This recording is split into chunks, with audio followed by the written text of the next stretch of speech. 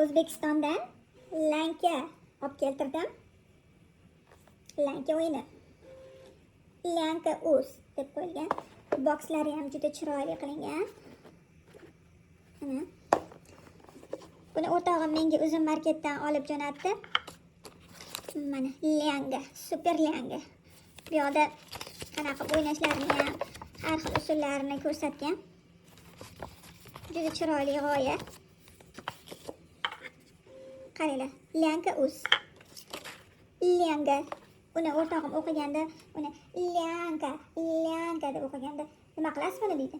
O'ynaymiz desam, voy qanaqa o'ynaysiz deydi. Shunaqa qilib lanka-yu desam, voy bu lankami? Men buni lanka deb qanaqadir dekorga ishlatarsiz uyingizga deb o'ylabman deydi. Qaranglar. Mana chiroyli qilib o'ralgan. Kichkinaligimizda rosa o'ynaganmiz.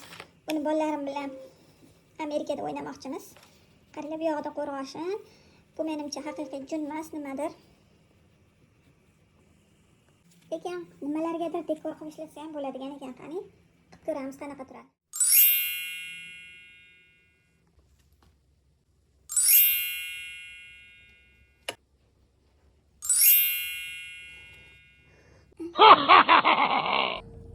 Mashinam bu yerga qadab olsam ham bo'lar ekan.